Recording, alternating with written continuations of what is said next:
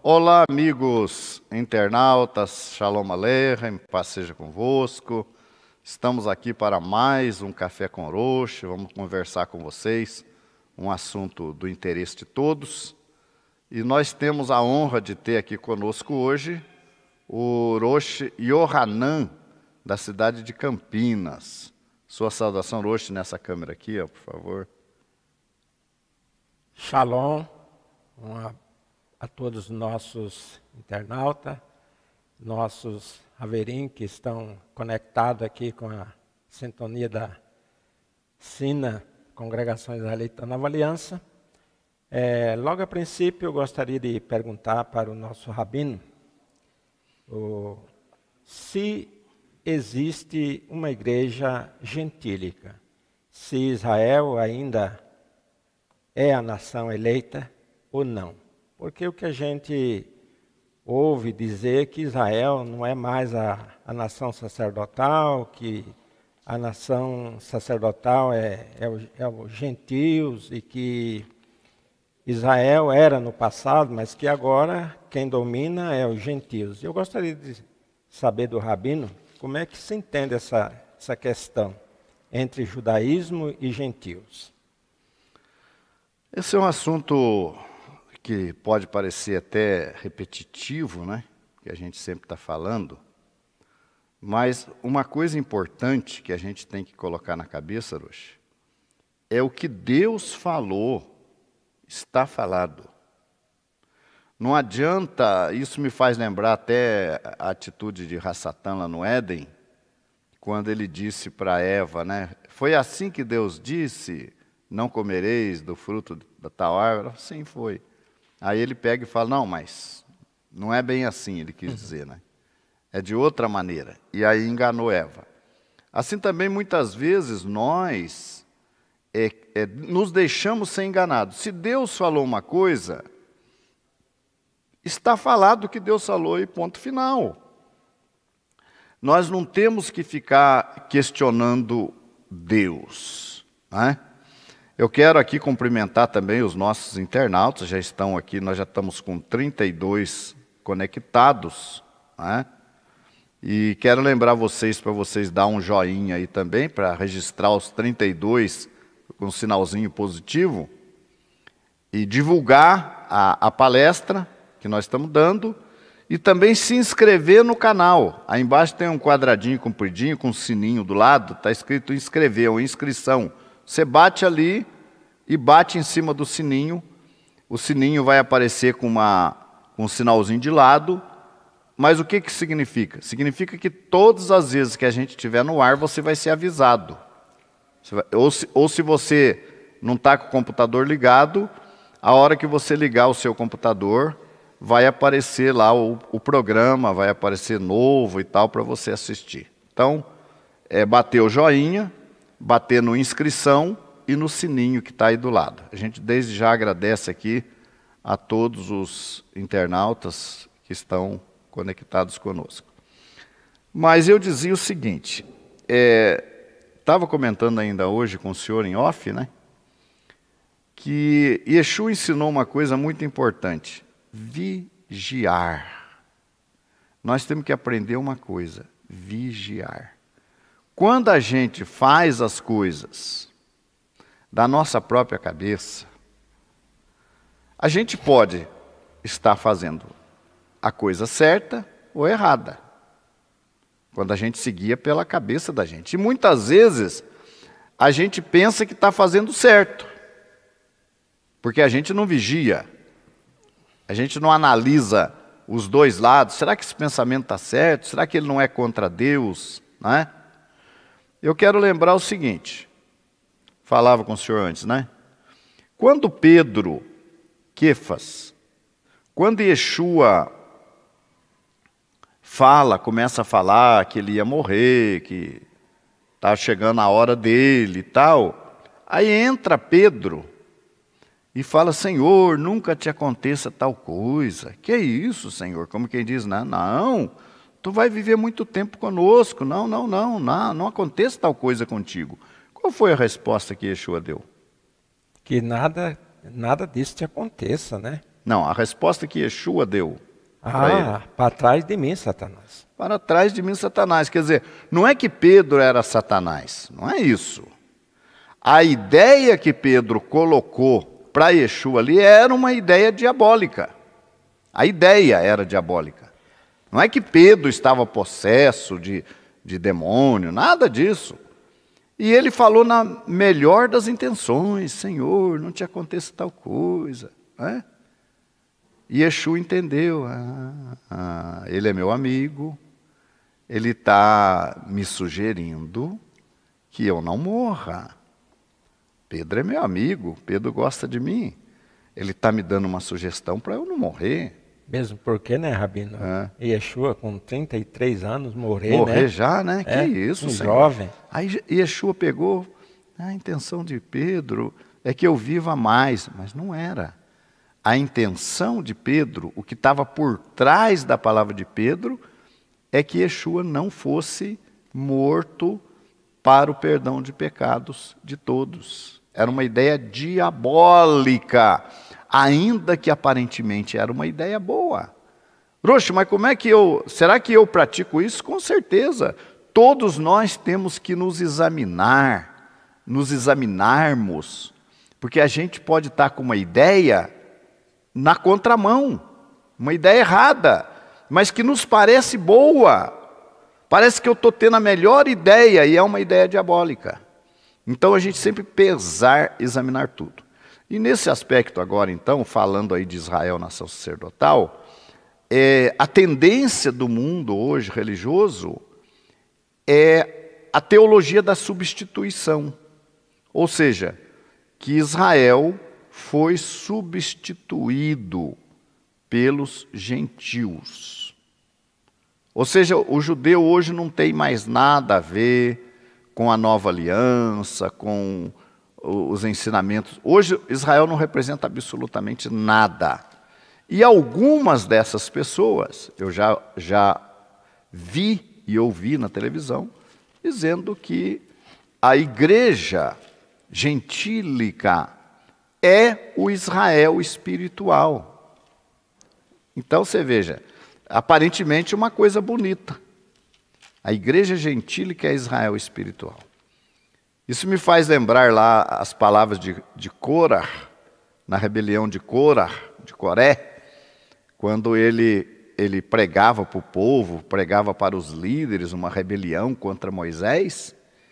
Ele usava o seguinte argumento: o povo é de Deus, não é?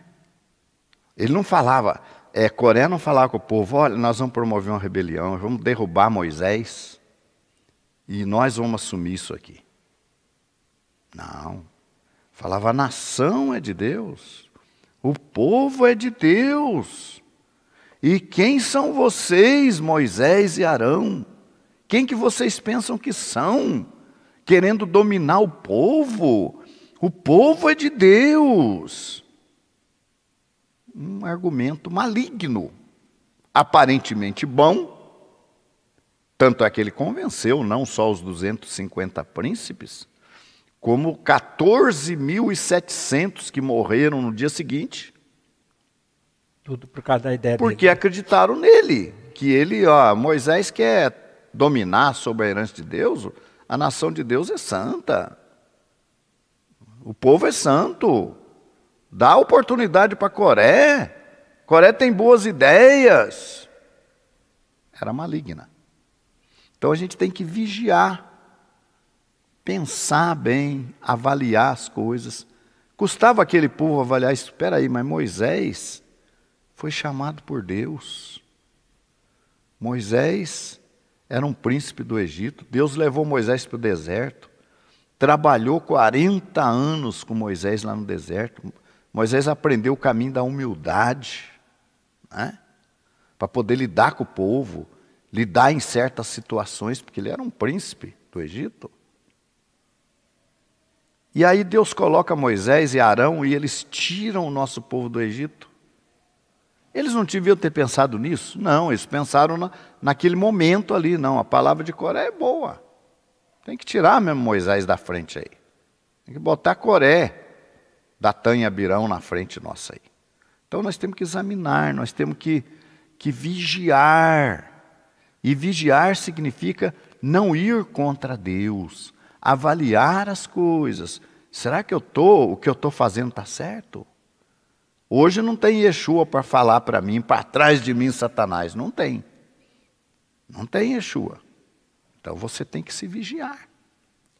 Ô Rabino, Sim. Voltando ainda ao assunto entre gentios e Israel, se Israel deixou de existir, aí então o gentio substitui Israel, não é isso? Sim. Mas eu gostaria de ler um versículo aqui em Jeremias, que diz o seguinte, no capítulo 31, e o versículo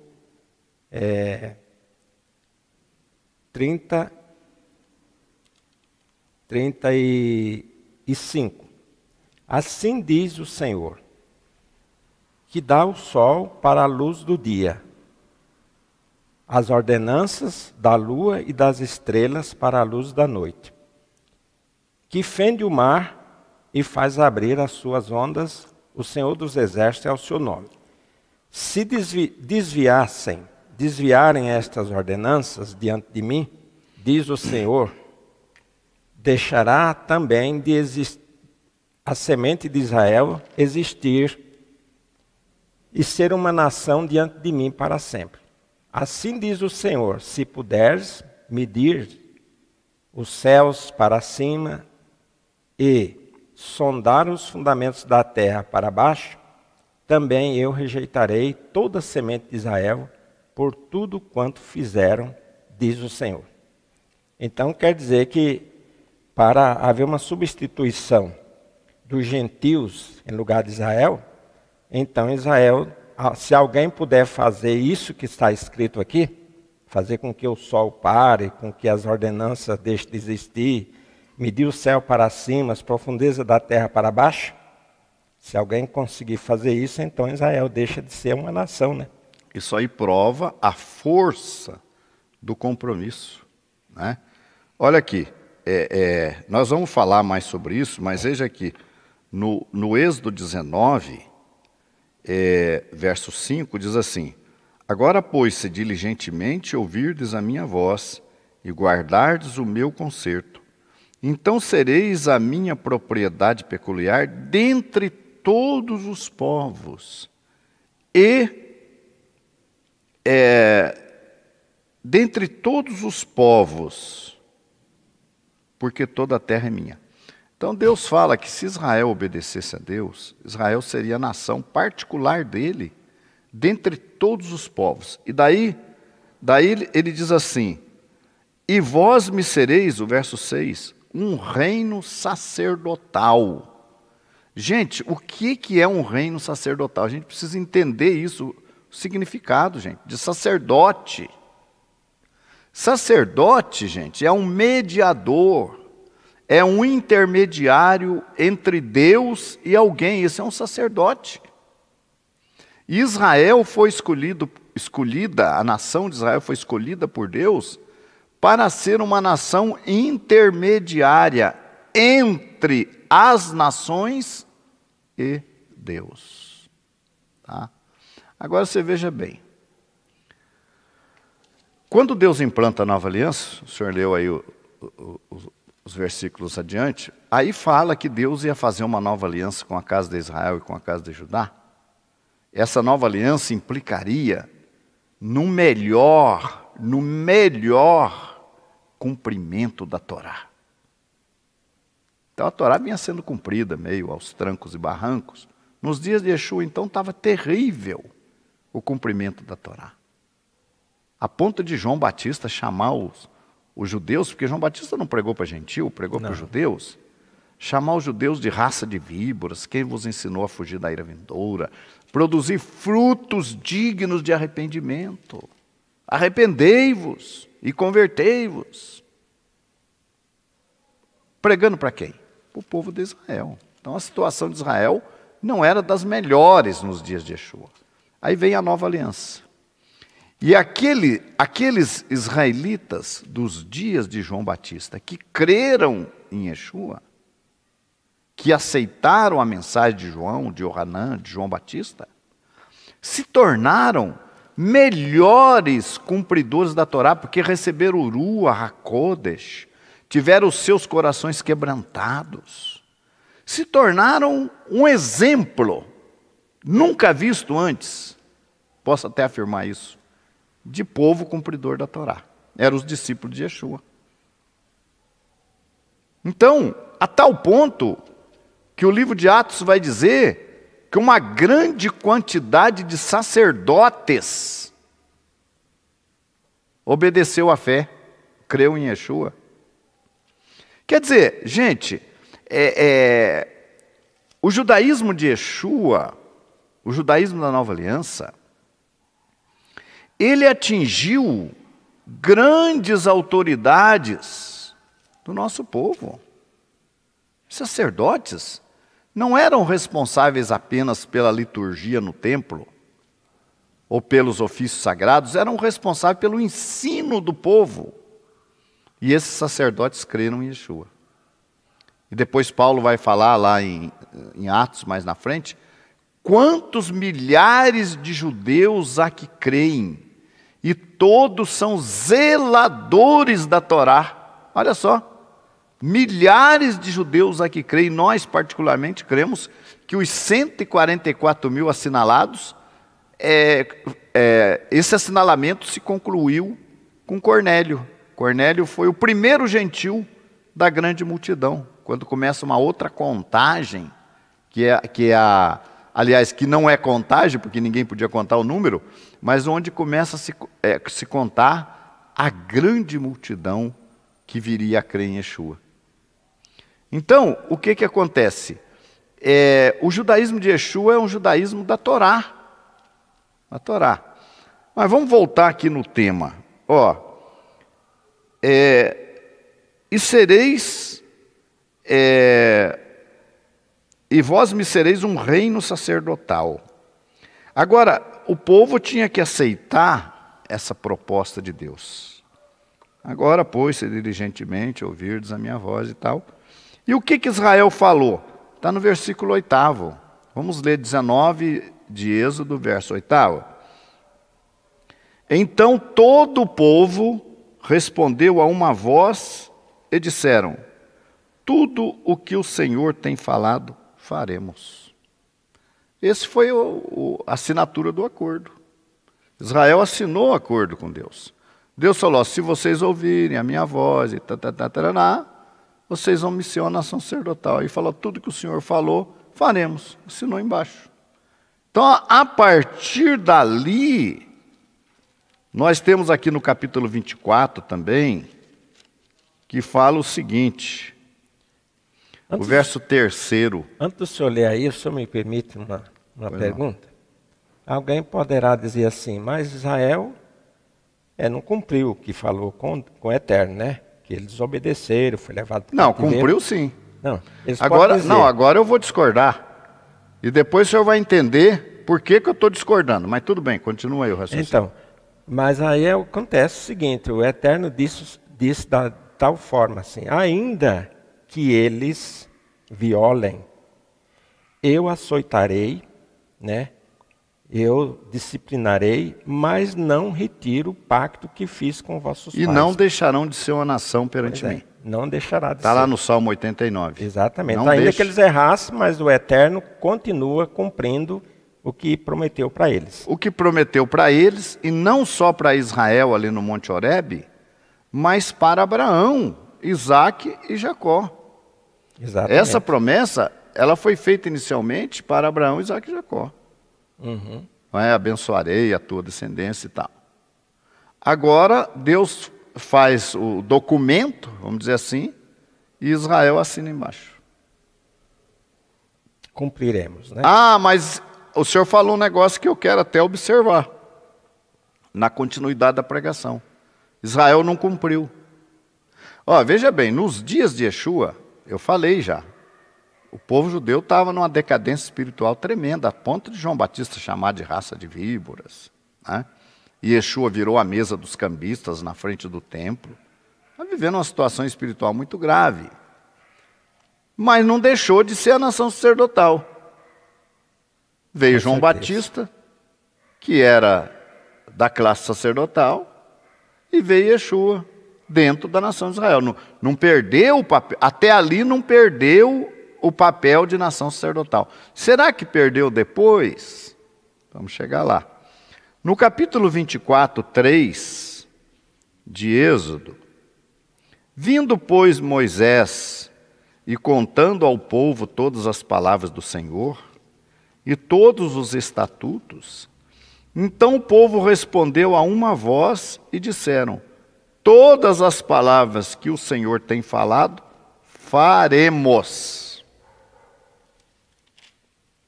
Gente, que coisa importante, viu? Eu estou mais preocupado com a palavra do Orochi aqui. Mas e se Israel desobedeceu? Tá, mas eu vou fazer a minha pergunta para ele. O senhor tem certeza que Israel desobedeceu? O senhor tem certeza? Eu me lembro naquele filme Uma Estranha Entre Nós, que uma policial fez uma suposta conversão ao judaísmo, começou a frequentar o judaísmo, né? E um dia ela falou pro rabino: pois é, rabino, eu sou policial, eu conheço o mundo do crime. O senhor está confiando no seu povo aí, que é todo mundo bonitinho, fiel, bonitinho, mas eu sou policial, eu conheço. Não é bem assim, rabino. Tem pilantra no meio do seu povo também. Eu sou policial. Aí o rabino olhou para ela assim, encarou ela. Você tem certeza do que você está falando? Você tem certeza que no nosso meio é assim? A policial calou a boca.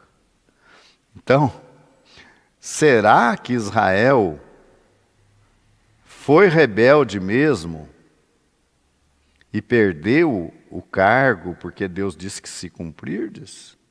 Ou não? Vamos ver, né?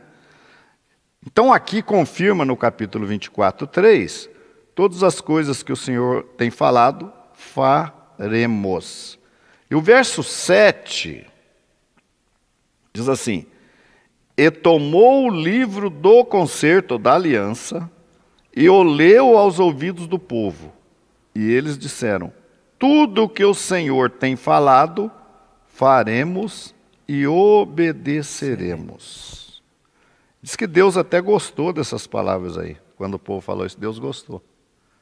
Deus achou interessante. O senhor pergunta assim, se eu tenho certeza. Eu tenho certeza, baseado no que dizem, né?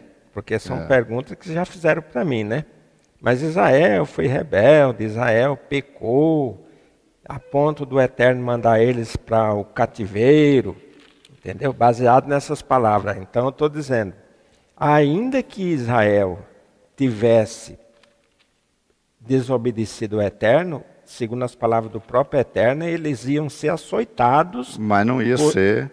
né, corrigido, mas não ia deixar de ser a nação eleita. Gente, nós vamos mudar um pouquinho aqui, mas dar sequência. Eu quero mostrar um negócio para vocês. Nós vamos ler, eu queria que vocês abrissem as suas Bíblias também, no livro de Reis. Livro de Reis. Primeiro Reis. Não é primeira, não, é primeiro, porque é livro. Primeiro Reis. Capítulo 19, nós temos aqui o profeta Elias vivendo uma situação complicada. Ele sai, ele levanta, come, bebeu, comeu, e com a força daquela comida, caminhou 40 dias e 40 noites até Horebe, monte de Deus. Capítulo 19 de Reis, verso 8. Então, praticamente em jejum. Mas o texto diz que ele comeu aquela comida e caminhou. Ele estava numa situação que ele, jejuando aí 40 dias e 40 noites, né? Ele vai até o monte Horebe, onde Deus deu ali a lei para o nosso povo, né? E lá, Deus fala com ele, verso 9, e entrou numa caverna e passou ali a noite, E eis que a palavra do Senhor veio a ele, e lhe disse: que fazes aqui, Elias? E ele disse: tenho sido muito zeloso pelo Senhor, Deus dos exércitos, porque os filhos de Israel deixaram o teu concerto e derribaram os teus altares e mataram os teus profetas à espada, e eu fiquei só, e buscam a minha vida para me atirarem. Elias ficou desesperado, porque ele viu o rei Acabe, associado com aquela mulher, Jezabel, levando Israel à idolatria.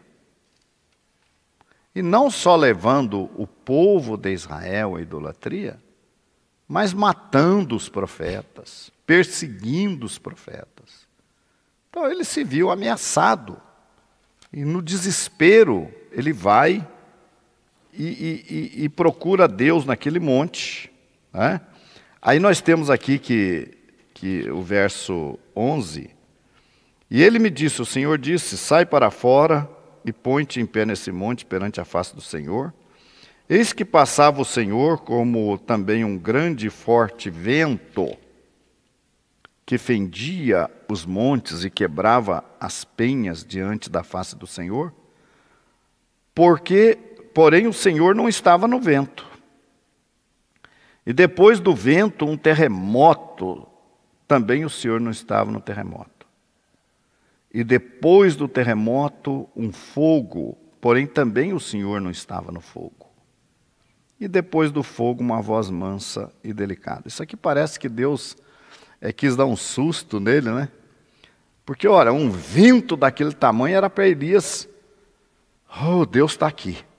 Mas Deus não estava no vento. Um acontecimento assustador e Deus não estava ali. Talvez mais assustador do que a corrupção que havia em Israel, o Acabe, Jezabel levando o povo à idolatria. Elias agora vê uma situação, um fenômeno, um vendaval, e Deus não estava ali. Que assustar. Depois ele vê um terremoto. Vem um terremoto, a terra treme. E Deus não estava no terremoto. Depois do terremoto, um fogo. Fogo. E Deus não estava no fogo. Depois uma voz delicada. Como quem diz: Elias, tranquiliza. Tranquiliza, Elias. Tranquiliza. Uma voz mansa e delicada. Né? E sucedeu que, ouvindo-o Elias, envolveu o seu rosto na sua capa, no seu talite, né?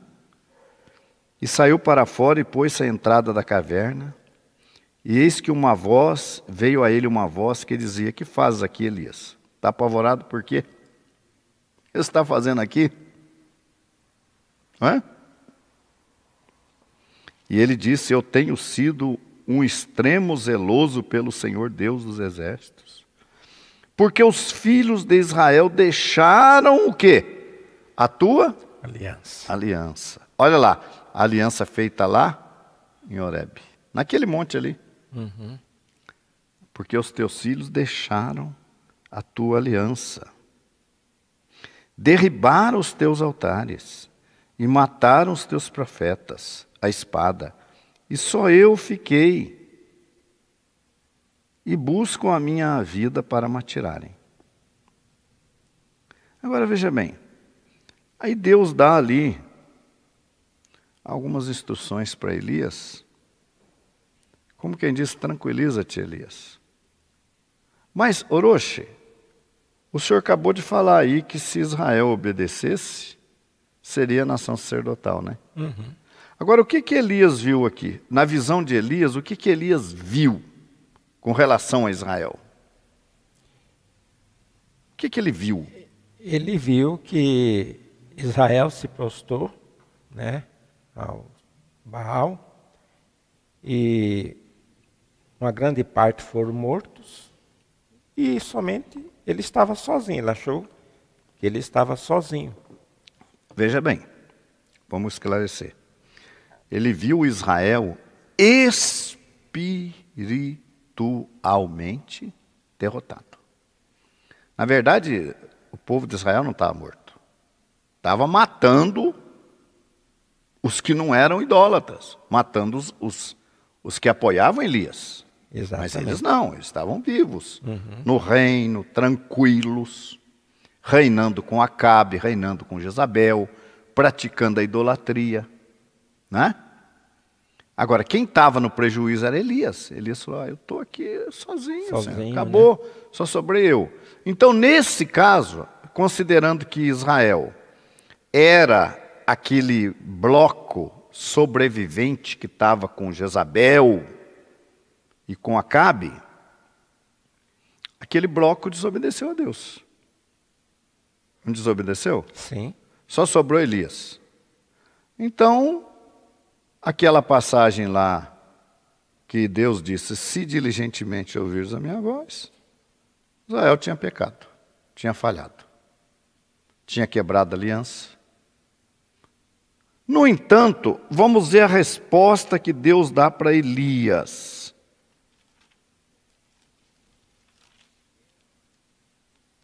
Verso 18. Verso 18.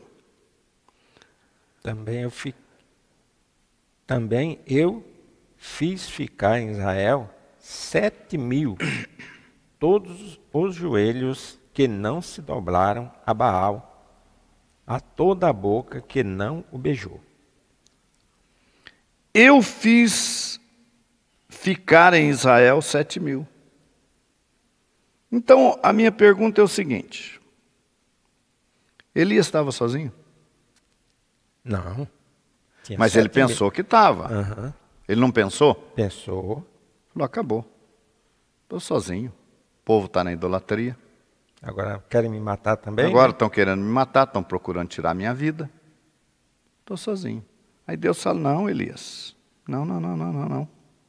Também eu fiz ficar em Israel 7.000. Todos os joelhos que não se dobraram a Baal.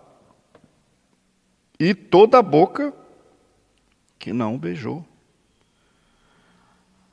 Então, gente, eu quero que vocês observem o seguinte.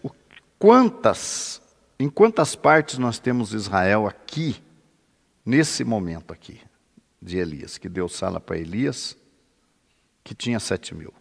Em quantas partes nós podemos entender Israel aqui? 2, né? 2 partes. Uma parte que tinha negado a Deus, e que Elias estava se achando, eu estou sozinho, acabou. Aí Deus fala para ele, não, eu tenho 7.000, Elias, que não se dobrou, que não beijou o Deus idólatra, os ídolos. Então Elias ficou numa situação agora confortável, ele podia continuar o ministério dele, porque ele tinha mais 7.000 que não tinha dobrado os seus joelhos diante de Baal. Uma parte de Israel pecou, desobedeceu a Deus, mas um remanescente, um restante de 7.000 permaneceu fiel a Deus. Aí Deus conforta Elias com essas palavras. Tanto é que quando ele achou que estava sozinho, ele pediu até a morte, né? Não sou melhor do que nossos pais, né? Ele então, viu é melhor morrer, né? Ele viu a situação. E o Eterno mandou, foi um anjo garçom, né? Servi-lo, né? Sustento para ele e dizer essas palavras, né? Não, reservei ainda 7.000 que não se doblaram a Baal. Agora nós vamos mudar, não de assunto, mas de texto.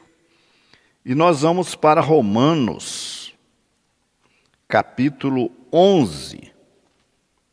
Capítulo 11 de Romanos, que aqueles que falam de que a igreja hoje, a Querrilá hoje, a congregação hoje, é gentílica, se baseiam em Romanos 11. Porque eles falam assim, não, nós somos os galhos enxertados, os galhos secos, os galhos de zambujeiro, e nós somos enxertados. E eles falam assim em Yeshua, eles não falam que é em Israel. Eles não falam que foram enxertados em Israel, que a oliveira é Israel. É Yeshua. A oliveira não é Yeshua. A oliveira é Israel. Yeshua é a videira. Os galhos que em mim não estão cortados, não dão fruto, serão cortados, para que dê fruto, serão podados. Isso aí é a videira. Videira produz uvas, oliveira produz azeitonas. Nós estamos falando de oliveira. Oliveira não é Yeshua.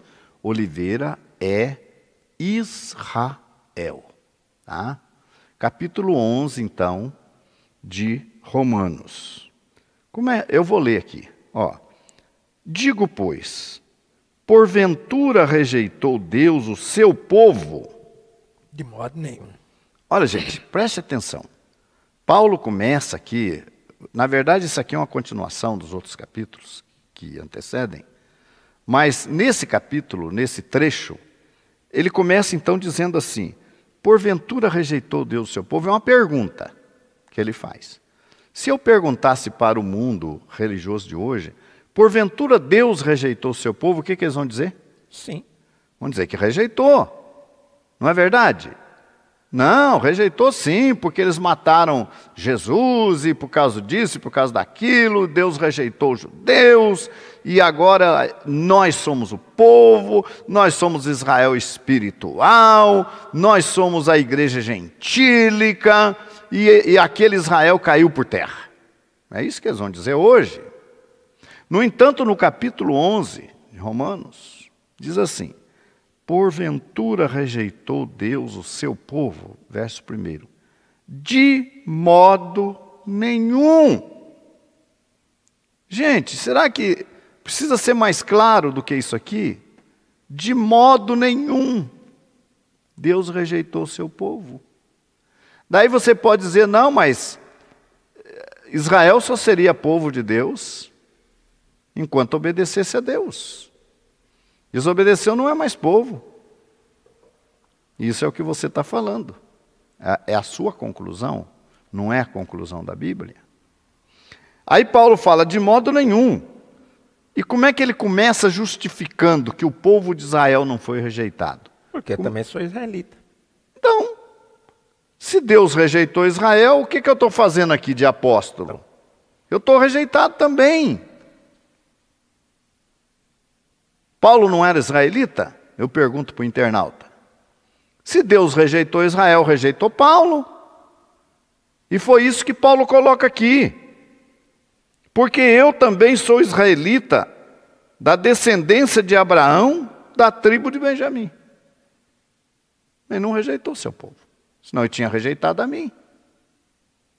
Ainda mais Shaul Rachalia, que foi um perseguidor da congregação de Yeshua. E aí ele continua. Deus não rejeitou o seu povo, que antes conheceu. Quando é que Deus conheceu o seu povo? Lá no Monte Horebe, né? Monte Horebe. Quando Deus fala de torná-lo uma nação sacerdotal, e o povo diz tudo que o Senhor falou, faremos e obedeceremos. Ali é assinada uma aliança, é feita uma aliança com o povo de Israel. Então, que antes conheceu lá. Mesmo ele estando no Egito, o Eterno já chama meu povo Israel, né? Vai lá e tira meu povo Israel. Mas é parte da promessa de Deus, né? É. Bom, continuando a leitura. Ou não sabeis o que a Escritura diz de Elias, como fala Deus contra Israel, dizendo, Senhor, mataram os teus profetas. Olha. Aqui que eles pegam, né? A passagem de Elias, que eu acabei de ler. A passagem de Elias foi citado por Paulo. Ele fez aqui uma analogia, uma comparação. É muito importante que você medite nesta comparação, porque aqui está o segredo do assunto que nós estamos conversando aqui hoje. Está aqui o segredo. Preste atenção, não fique aí mandando... Eu estou vendo no chat aqui um mandando saudação para o outro, convidando o outro para almoço, deixa eu ver, falando de palestino, não sei o quê. Então, vamos prestar atenção no estudo, tá? Pessoal do chat, preste atenção no estudo. Muito embora vocês podem depois ver o vídeo, né? Mas é bom prestar atenção no tema. Aqui Paulo começa a falar de Elias. Lembrando aí, nós temos 86 agora e temos 52 joinhas só. Por que os outros não dão joinha? Hã? E outra coisa, entra aí onde está escrito inscrição, clique aí, se inscreva, clique nesse sininho aí do lado para você ser informado dos vídeos, tá? Faça isso. Eu estou de olho aqui, quero ver se desses 87 aqui, tem 52 agora que deu joinha, se vai aumentar esses 52, tá? Mas vamos prestar atenção no estudo então. Então Paulo começa a falar agora de Elias, né? Verso 2, segundo. Ou não sabeis o que a Escritura diz de Elias, como fala Deus contra Israel, dizendo: Senhor, mataram os teus profetas e derribaram os teus altares, e só eu fiquei e busco a minha alma, a minha vida, né? Mas, que ele diz a resposta divina? Reservei para mim 7.000 varões, que não dobraram os joelhos diante de Baal. Deus responde para Elias, ó, não é assim não, Elias. Tem 7.000 que não dobraram o seu joelho diante de Baal. Está certo que uma grande parte do meu povo ficou idólatra, creu em Jezabel, nos seus deuses, seus ídolos, se afastou de mim, mataram, perseguiram os santos, mas eu tenho 7.000 que não entrou nessa. Aí aquilo confortou Elias, e Paulo cita essa passagem, e Paulo continua falando no versículo 5, assim, pois, também neste tempo, naquela época ali de Paulo, ficou um resto, segundo a eleição da graça.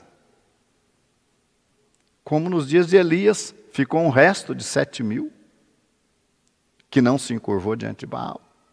Nessa época também, ficou um resto, Paulo disse, segundo a eleição da graça. Ficou um resto.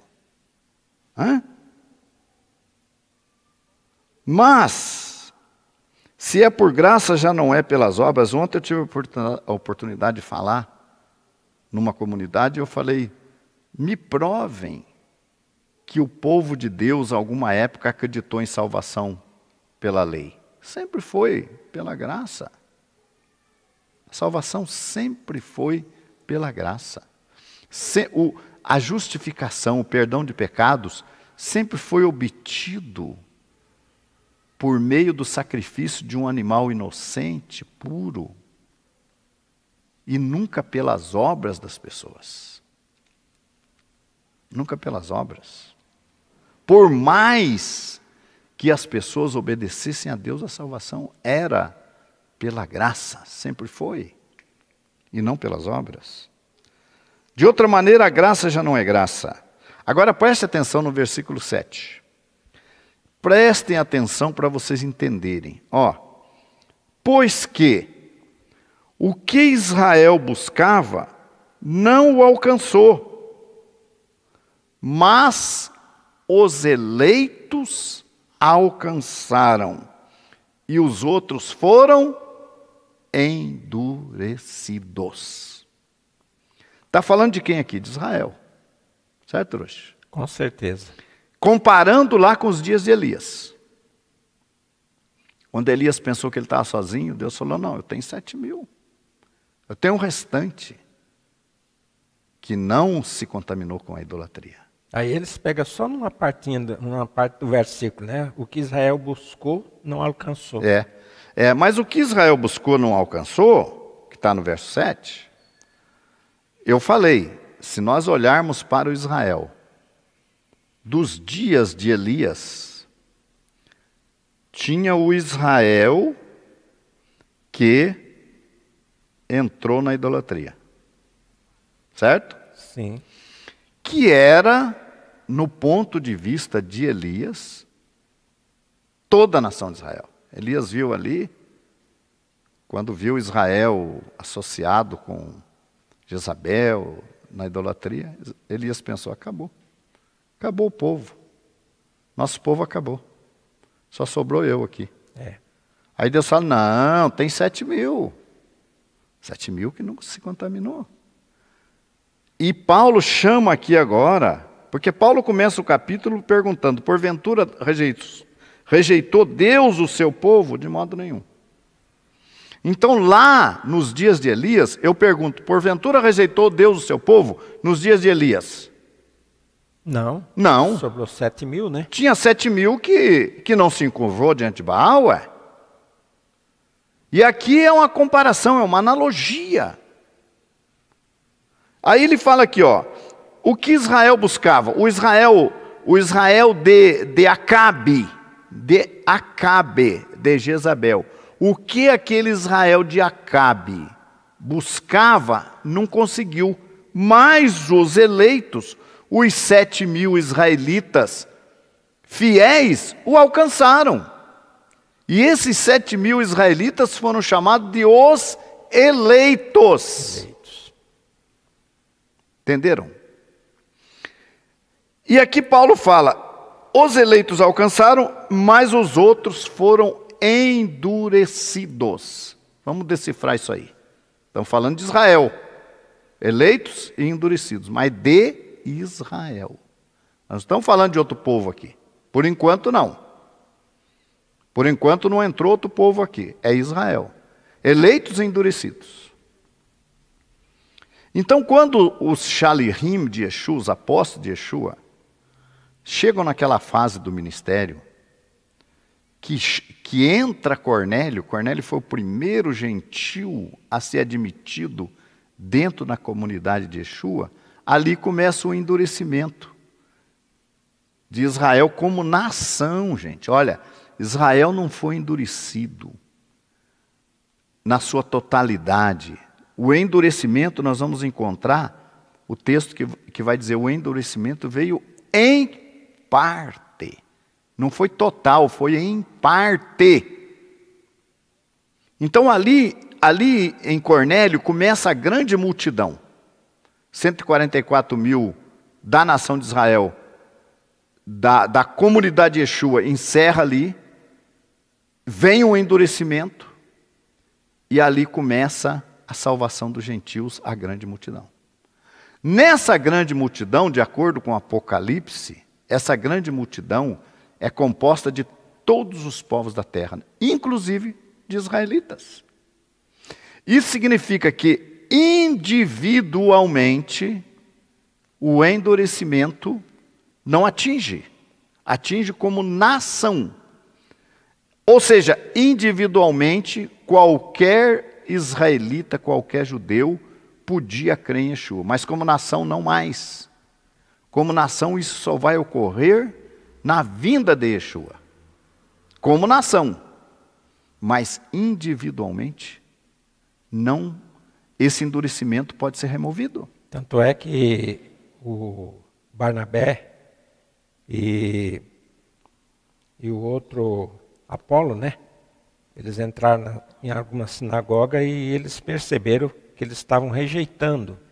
Aí eles disseram assim, nós fomos enviados primeiramente a vós, mas já que não sois dignos do reino dos céus, então partiremos para os gentios.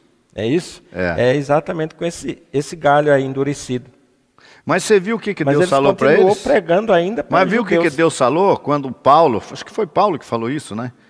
Visto que vocês rejeitam, nós vamos para os gentios. Aí Deus falou para ele, Paulo, fica aí, que eu ainda tenho muita gente nessa cidade. Muita gente. Quer dizer, Deus não concordou com Paulo. E em todo lugar que Paulo chegava, já vivendo o período de endurecimento do povo judeu, ainda convertido ele entrava nas sinagogas e anunciava Yeshua, e grande parte do nosso povo ali cria. Isso prova que Israel foi endurecido como nação, mas não individualmente. Individualmente, qualquer judeu, qualquer israelita pode abraçar Yeshua. Com certeza. Né? Vamos continuar então. Vamos falar então agora de israelitas, tá? Endurecidos e de israelitas fiéis. Eleitos. Vamos falar dos endurecidos lá de Acabe, idólatras, E vamos falar dos servos do Eterno que estavam com Elias, que não dobraram o seu joelho diante de Baal, que não cederam. Mas ambos são israelitas, tá? Ambos são judeus, tá certo? É muito importante que você entenda isso. Vamos ver agora na sequência do capítulo, tá? Como está escrito, verso 8: Deus lhes deu espírito de profundo sono, olhos para não verem e ouvidos para não ouvirem até o dia de hoje. E Davi diz: torne-se-lhes a sua mesa em laço e em armadilha e em tropeço por sua retribuição. Escureçam-se-lhes os olhos, para que não verem, e encurvem-se-lhe as costas continuamente. Então, quem são esses que foram endurecidos, cegos, as costas encurvadas? Aqueles que rejeitaram a Yeshua como Messias, comparados com os israelitas de Acabe. E aqueles que abraçaram a fé de Yeshua? Os 7.000 que não dobraram os seus joelhos diante de Baal, os 7.000 que estavam com Elias, e agora aqueles que estavam com Shaul Rachalier, com Paulo, porventura rejeitou Deus seu povo? Não, de maneira nenhuma, porque eu sou israelita, e comigo tem 7.000 que não dobraram o seu joelho diante de Baal. Você tem o Israel endurecido, cego, que não consegue visualizar Yeshua, e não é essa cegueira caiu ali, mas o próprio cristianismo, depois do 4º século, contribuiu para esse endurecimento, para essa cegueira. Contribui, rejeitando os judeus, dizendo que judeus mataram Deus, promovendo perseguição contra o povo judeu, as cruzadas, a Inquisição, o Hitler. Hoje você vê aí terrorismo em sinagogas. Martim Lutero também. Martim Lutero mandando queimar a sinagoga dos judeus. Então isso tudo contribuiu para que esses endurecidos ficassem ainda mais endurecidos. Mais. Agora vamos ver o que Paulo fala na sequência no versículo 11. Vai mudar um pouquinho aqui o raciocínio. Digo, pois, porventura tropeçaram para que caíssem? Então esses endurecidos, que não creram e não creem em Yeshua, tropeçaram para que caíssem? Para serem destruídos? Será? Vamos ver. De modo nenhum. De modo nenhum. Mas pela sua queda veio a salvação aos gentios. Antes lá do capítulo 11, no capítulo 10, verso 19, diz assim: porventura Israel não soube? Primeiramente, diz Moisés, eu vos meterei em ciúmes com aqueles que não são povo. Fazendo uma referência aos gentios que iam abraçar a fé e enciumar Israel. Hoje Israel não tem ciúme dos cristãos. Hoje não, porque os cristãos acreditam em Yeshua transfigurado por Roma. E Yeshua revestido de um romanismo. Um Yeshua egípcio. Assim como os irmãos de José não conseguiram, olhando nos olhos de José e vendo um egípcio. Assim também o mundo religioso de hoje fez da figura de Yeshua um egípcio. Então, essa é uma das grandes dificuldades para que o nosso povo creia, mesmo olhando nos olhos, creia que Yeshua é o Mashiach, porque é apresentado para eles um Yeshua que não celebrou festas, um Yeshua que era contra o sábado, um Yeshua que era a favor da comida contaminada. E aí eles dizem ali, não é o que entra pela boca que contamina o homem. Então apresenta um Yeshua totalmente contrário à Torá. Ou seja, apresenta um Yeshua egípcio para o povo de Israel. Isso até aí fica mais fácil para Israel não aceitar. Tá? Mas, o texto diz então, será que eles tropeçaram, esses judeus endurecidos, que permanecem até hoje endurecidos, para que caíssem? De modo nenhum, mas pela sua queda veio a salvação aos gentios. Nós vamos entender isso agora. Veja bem. E se a sua queda é a riqueza do mundo, dos gentios, né? E a sua diminuição, a riqueza dos gentios, quanto mais a sua plenitude. A gente sabe que Israel, como nação, vai crer em Yeshua quando ele voltar. Aí Israel vai crer. O remanescente, né? Os sobreviventes de Israel. E o texto diz que quando Israel crê em Yeshua como Messias, vai ser o quê? Quanto mais será a sua plenitude. Por que vai ser uma riqueza?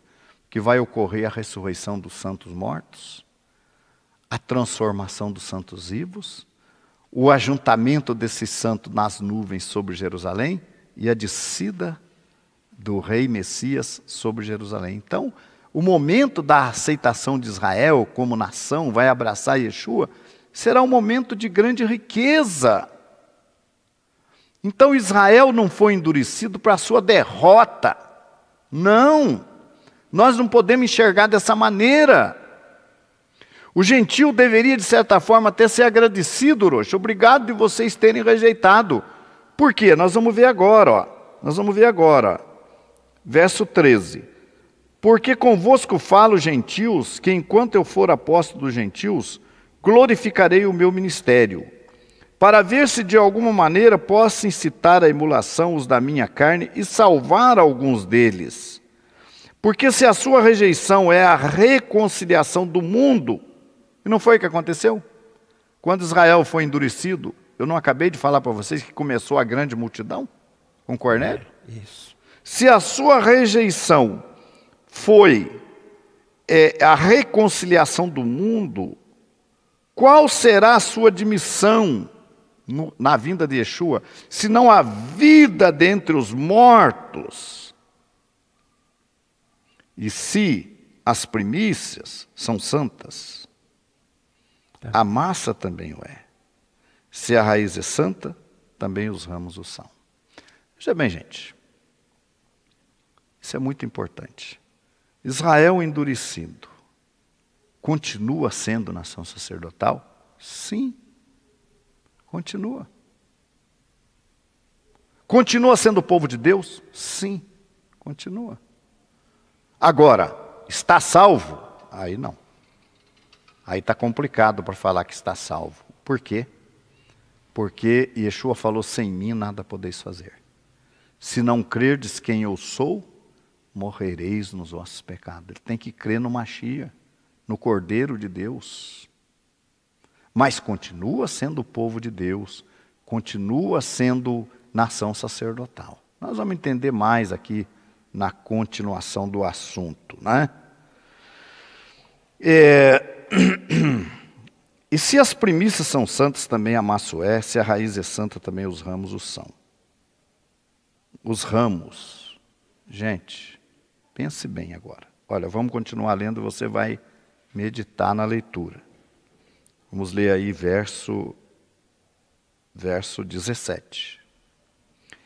E se alguns dos ramos, preste atenção, meu amado, para um pouquinho de conversar aí no chat e preste atenção agora no que eu vou dizer.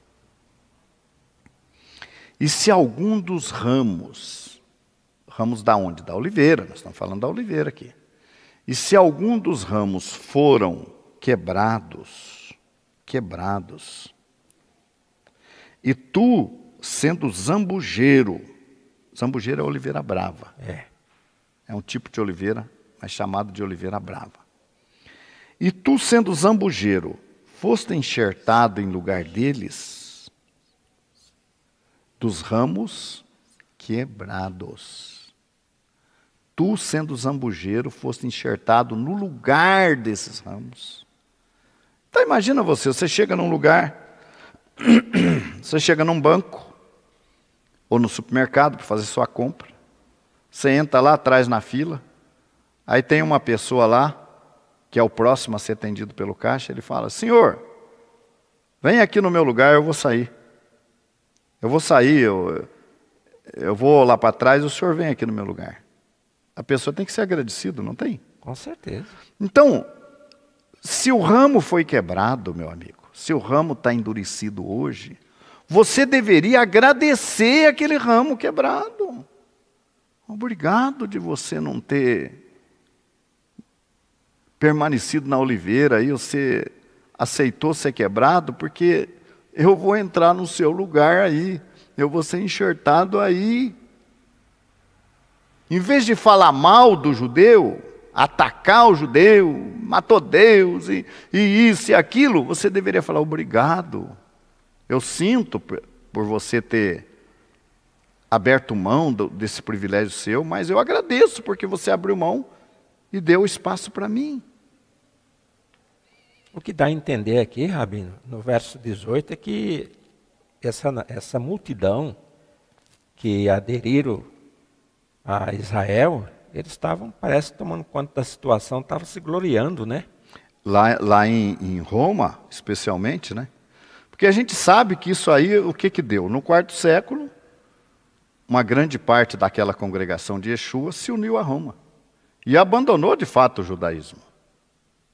Que aí então é o que eu considero que o nascimento do cristianismo moderno de hoje foi lá no quarto século, quando eles se uniram a Roma, ao imperador romano, e abriram mão de toda a sua judaicidade, vamos dizer assim, né? Mas veja bem aqui, vamos continuar então. E se alguns dos ramos foram quebrados, e tu, sendo zambujeiro, foste enxertado em lugar deles, e feito parte da raiz e da seiva da oliveira. Gente, o que é a oliveira? Israel. Vamos enxergar a árvore oliveira, né? A árvore. O que é a oliveira? Israel. Numa certa altura, alguns galhos daquela oliveira foram quebrados. Mas matou a oliveira? Não. Não, a oliveira continuou viva. Né? A oliveira continuou viva. Com os galhos e com o tronco. Exato. Produzindo azeitonas, produzindo olivas. E alguns galhos foram quebrados daquela oliveira. A oliveira está aqui, Israel. Os galhos, a congregação de Yeshua, gente. Olha só. Quem são os eleitos? Paulo fala dos eleitos aqui no versículo 7. O que Israel buscava não alcançou, mas os eleitos alcançaram. Então os eleitos são aqueles que creram em Yeshua. E os outros galhos, os endurecidos, comparado com os seguidores de Acabe e de Jezabel, foram quebrados. Então essa oliveira, ela é a congregação de Yeshua. Os eleitos são os israelitas da congregação de Yeshua. E os galhos quebrados representam a parte de Israel endurecida. Mas tanto a congregação de Yeshua como os galhos quebrados são Israel. Você não pode pegar a oliveira e os galhos que permaneceram fiéis, os 7.000 lá de Elias que permaneceram fiéis, e dizer que não é Israel. Como não é Israel? Claro que é. E os gentios foram enxertados aonde? No lugar dos galhos quebrados. Se tornaram parte de que árvore? Parte de que árvore? De Israel da oliveira. A pergunta inicial que o senhor fez para mim foi se existe uma igreja gentílica. Não existe. Não existe. Se esses galhos foram enxertados em Israel, e Israel, o eleito, representa a oliveira viva, produzindo frutos, então não existe igreja gentílica. O que foi enxertado está recebendo a seiva da oliveira, né? E outra coisa, Roxa, a seiva. não é? Vamos dizer que é como se fosse o sangue que corre dentro das nossas veias. Para que aqueles galhos de zambujeiro pudesse produzir na ponta dos galhos azeitonas, tão boas quanto a dos galhos do tronco original, aquela seiva velha tinha que sair. Lógico. O que é essa seiva velha sair? É você abrir mão de tudo aquilo que você acreditou e que não era correto. Abandonar aquilo que te alimentava para ser um zambujeiro e aceitar a nova seiva que vem e que agora é de Israel, é do tronco, é da oliveira. E você vai produzir lá na ponta do seu galho olivas. E convém lembrar que todas as vezes que alguém faz um enxerto numa árvore, a esperança é de que o enxerto produza um fruto até melhor do que o da árvore. E não pior. Então não existe igreja gentílica, não existe. E em Efésios 2, se você ler a partir do verso 11, lá em Efésios 2, você vai ver que foi feito dos dois povos um. Vai confirmar isso que eu li no capítulo 10, aqui no finalzinho dele, que Deus fala de meter ciúmes entre Israel, os galhos quebrados. O Israel galho quebrado ter ciúme dos gentios. Ter ciúme de gentil que não cumpre Torá? Não parece brincadeira isso? Você acha que Israel vai ter ciúme de gentil que não cumpre Torá? Está preocupado ele está preocupado com o gentil que está enxertado, que está vivendo a Torá, que está cumprindo a Torá, isso ele está preocupado. Mas não com o gentil que não está cumprindo nada. É? Bom, vamos ler o verso 18 então. 18. Se o senhor quiser ler. Não te gloreis contra os ramos, e se contra eles te glorias, não és tu que sustenta a raiz, mas a raiz a ti. Está vendo? Não te glories contra os galhos quebrados. Não te glorie contra os ramos, contra os galhos que estão na oliveira. E aí eu diria que os galhos que estão na oliveira são os messiânicos, são os israelitas messiânicos. Aí vem aquilo que o senhor falou a princípio. Dê graças a Deus, né? Que o verso 19 diz assim: dirás, pois, os ramos foram quebrados para que eu fosse enxertado. Então. Graças a Deus, né? Graças a Deus, e não se gloriar quanto os ramos. Não é? Uhum. Agora vamos ver o 20. Está bem, pela sua incredulidade foram quebrados, e tu está em pé pela fé. Então não te ensoberbeças, mas teme.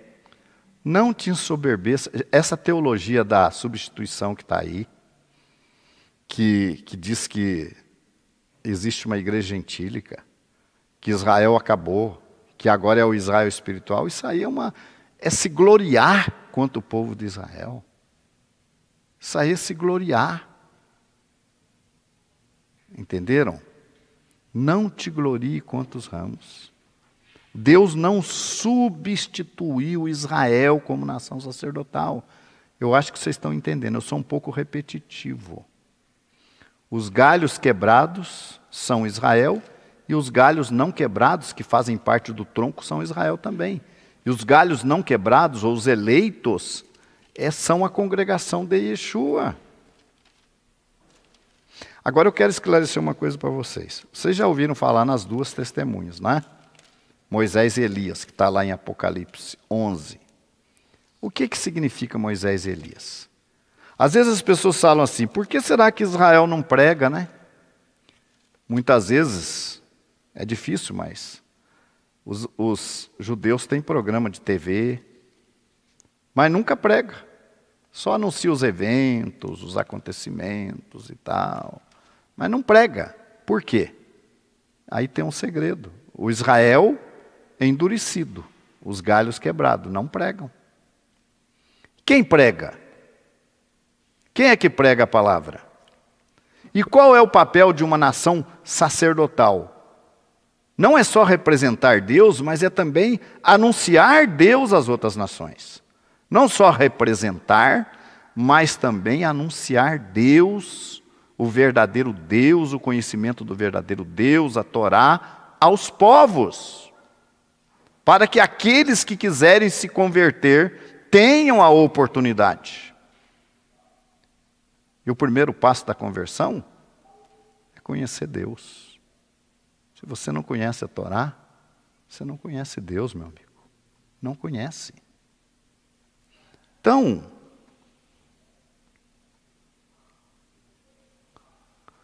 vamos continuar a leitura? Vamos ler aí o verso 21. Porque se Deus não poupou os ramos naturais, teme que te não poupe a ti também. Se Deus quebrou um ramo natural, é muito mais fácil quebrar um enxerto. Teme a Deus. Deus pode quebrar você também. E quantos já estão quebrados por aí? Acham que estão no tronco e não estão. Estão quebrados. Não são parte da oliveira, coisa nenhuma. Não são. Considera, pois, a bondade e a severidade de Deus. Para com os que caíram, severidade, Deus foi severo. Não creram em Machia, foram quebrados. Mas para contigo a benignidade de Deus, se permanecerdes em sua benignidade. De outra maneira, também tu serás cortado. E também eles, os galhos cortados, e também eles, se não permanecerem na incredulidade, serão enxertados ou reenxertados. Não é porque eles nunca foram enxertados, né? Serão enxertados. Então os ramos endurecidos hoje representam o quê? Representa Moshe. Eu falei das duas testemunhas. Um é o profeta Elias e o outro é Moshe. O que representa Moshe? Moshe representa a Torá, que nós temos, o Sefer Torá. O que vocês chamam de Velho Testamento está aí, intacto, porque existe Israel. Porque Israel tem os originais. Tá? O Israel natural que eu estou falando. O galho quebrado. O Israel natural tem os originais. Tem a cultura. Tem as tradições. Tem a liturgia. Tem a música. Tem a dança. Tem a ciência. Tem o país de Israel. Esse é Moshe. Representa a testemunha chamada Moshe. Moshe. E Elias? Elias representa o segmento dos eleitos. É Israel? É Israel. Porque tanto Moisés quanto Elias são israelitas. Os dois são. Mas cada um no seu papel. O Israel endurecido representa Moshe. Torá, tradições, cultura, música, dança, ciência, nação de Israel. Moshe. Moshe. Moshe. Elias, o ramo dos eleitos, que crê em Yeshua, que cumpre Torá, que causa ciúmes nos galhos quebrados, porque cumpre Torá. Isso causa ciúmes. E que prega. O papel de um profeta é pregar. Então por que o Israel natural não prega? Porque ele é Moshe. Pregação compete a Elias. Profetizar, pregar, repreender, chamar o povo. E tem um grande papel de Elias. Eu falava numa prédica minha que o povo de Israel endurecido, gente, é vulnerável. É vulnerável. Vulnerável ao quê? A crença em Yeshua como o Mashiach. Ah, não é porque você não conhece o caminho. Veja bem, todo sábado na Havidalá, no encerramento do Shabat, é costume se cantar a canção de Elias. Eliarro Hanavi, Eliarro Hatisbi, Elias o profeta, Elias o tisbita, vem e anuncia o Messias ben Davi. Eliarro Hanavi, Eliarro Hatisbi. Então se canta essa canção chamando Elias para quê? Por que Israel chama Elias? Elias é o precursor da vinda de Yeshua. Elias se revelou na figura de João Batista como precursor da primeira vinda. O papel de Elias é precursor. E quando Israel invoca Elias, ele quer que venha o precursor para nos anunciar o Mashiach ben Davi todos os sábados. Se canta. E toda a festa de Pêssar, Páscoa judaica, uma das portas ficam abertas. E quando as crianças perguntam, escuta, pai, por que a porta está aberta?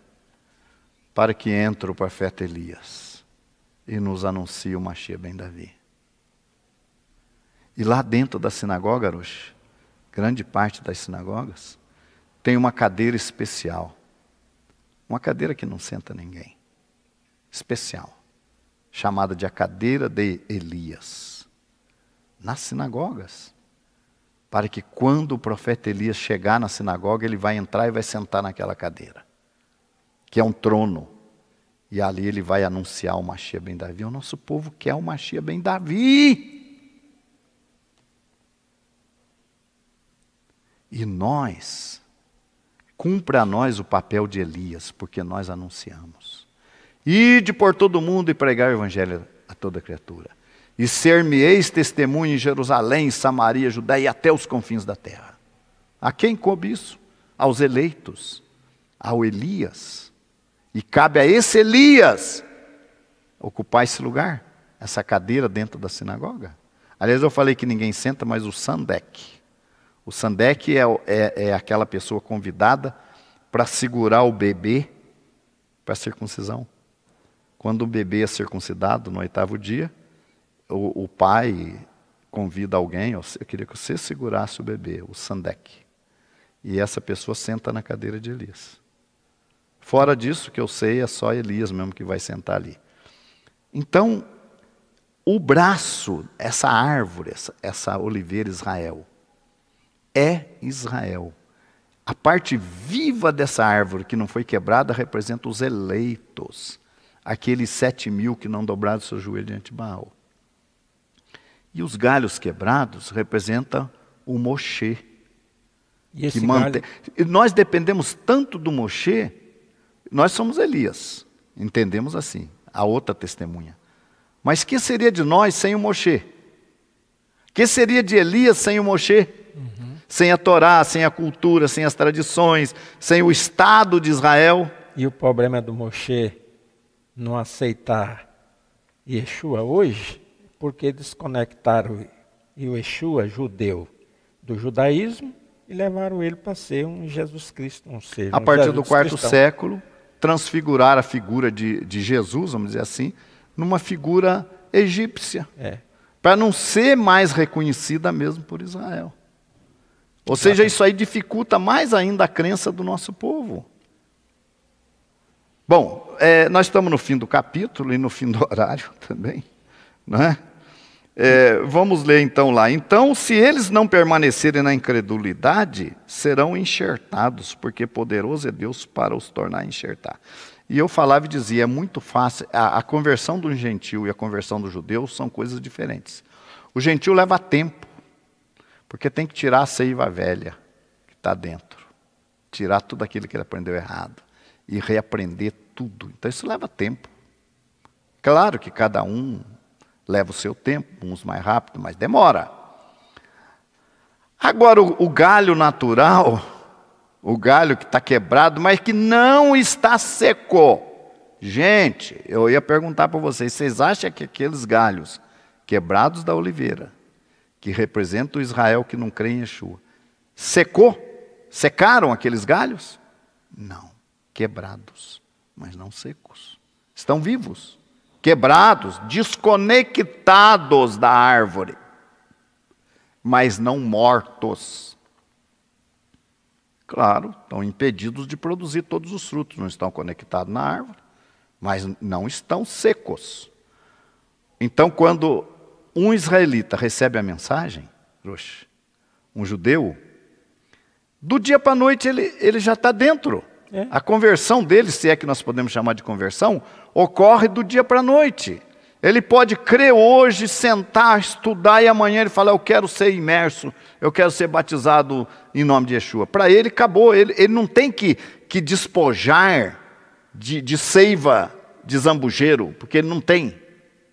Ele é um galho quebrado, mas não é um galho seco, não é um galho morto. E representa a nação sacerdotal? Representa sim. Porque o que eu disse agora, o que seria de Elias se não fosse Moshe? Como é que nós faríamos o nosso trabalho se não existisse Moshe? Então Moshe representa a nação sacerdotal, que mantém todas as tradições, a cultura e tudo isso aí que nós temos de maravilhoso do nosso povo. E o nosso papel é o de Elias. Elias é profeta, Elias prega, Elias ensina, Elias dá testemunho, Elias repreende. Esse é o nosso papel. A resposta para o galho quebrado está no verso 24, né? Vamos ler. Porque se tu foste cortado, natural zambujeiro, e contra a natureza enxertado na boa oliveira, quanto mais esses que são naturais serão enxertados na sua própria oliveira. Está aí. Ó, é fácil, lembra do que eu falei antes? O endurecimento veio em parte sobre Israel. Está no 25. Vamos ler aí. Que veio em parte, não foi total, não. Acabou o povo judeu, não tem mais nada. Isso é mentira. Vamos ler o 25.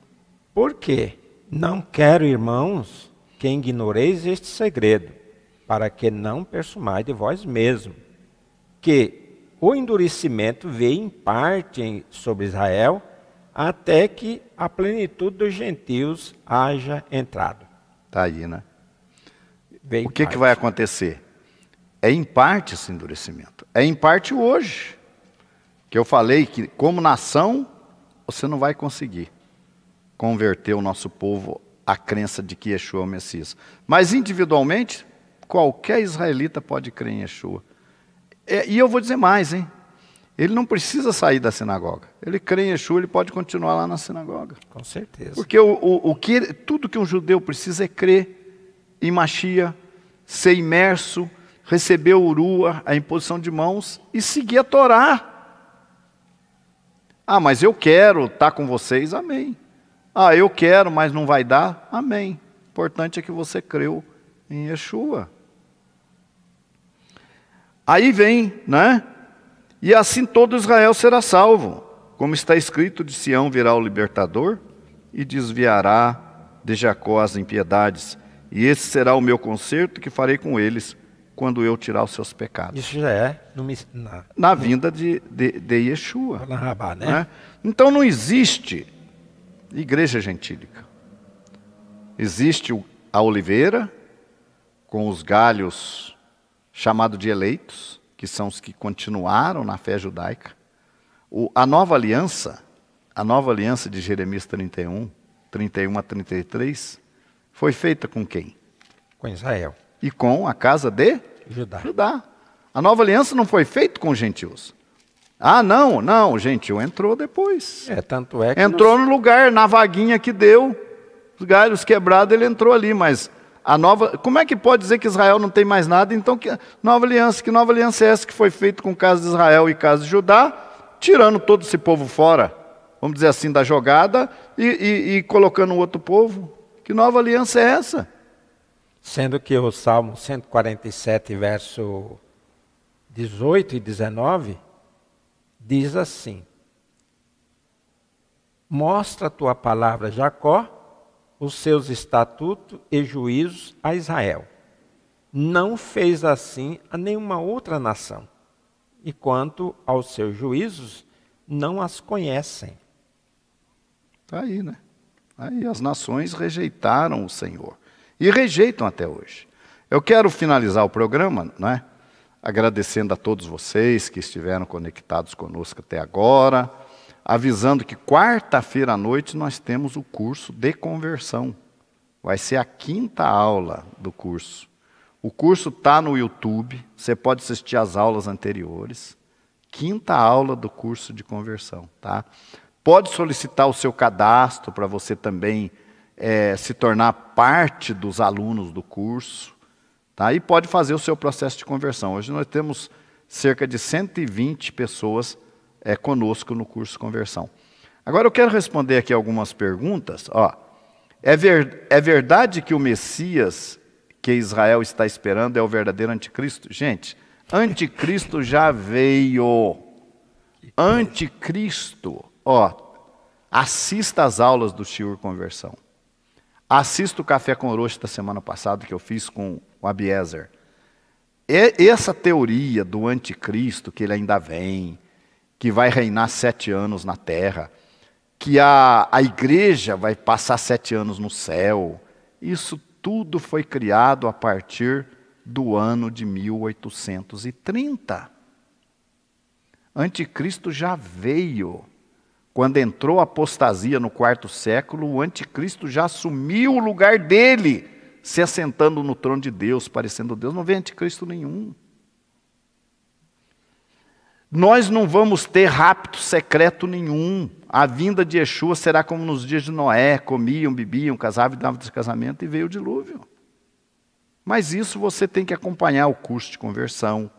Assista o Café com Orochi da semana passada, onde com o Abiezer nós exploramos esse tema. Eu não entendo esse rapto secreto, se ele vem com milhares e milhares de anjos, tocando arcanjos, trombeta, grande alarido.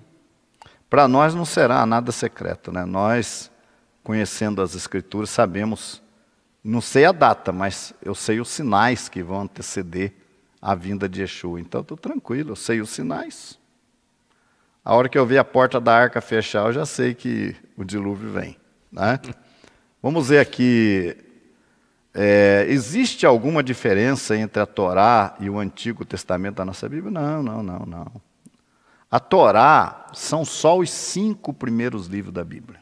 Tá? A Torá não tem nada a ver. O Antigo Testamento é parte do chamado Antigo Testamento, que nós chamamos de Tanar. A Torá são os primeiros 5 livros da Bíblia. O Pentateuco, isso aqui é a Torá, né? Vamos ver se tem mais aqui alguma pergunta que eu possa responder. Não dá para ver tudo. Eu não sei se foi colocado o meu telefone aí na tela. Foi colocado? O nosso telefone? Positivo, né? Se quiser, coloca de novo aí. Vocês podem entrar no WhatsApp e fazer as perguntas que nós vamos responder. Pergunta que não deu para responder aqui, a gente vai responder pelo WhatsApp, tá? Vamos ver aqui. Então, gente, esquece esse negócio de anticristo, por favor. Isso aí não existe. Anticristo já veio. Está aí reinando o anticristo. Você que está preocupado com o anticristo, ele está reinando. Sinal da besta, né? Todas essas coisas. O sinal da besta já veio, o povo já foi marcado com o sinal da besta. Está cheio de gente aí com o sinal da besta, na testa e na mão. Então, é por isso que eu falo, é a seiva do zambujeiro. Essa seiva do zambujeiro, se você não tirar, se você ficar dizendo, não, mas eu estudei isso, eu creio assim, então pode esquecer. Ou você abre mão da seiva do zambujeiro para aprender coisas novas de acordo com a Torá, ou você não vai conseguir avançar. Você vai ficar se iludindo aí, esperando o rapto secreto, grande tribulação que vem aí. Você vai ficar esperando essas coisas, se iludindo, né, com coisas que não irão acontecer.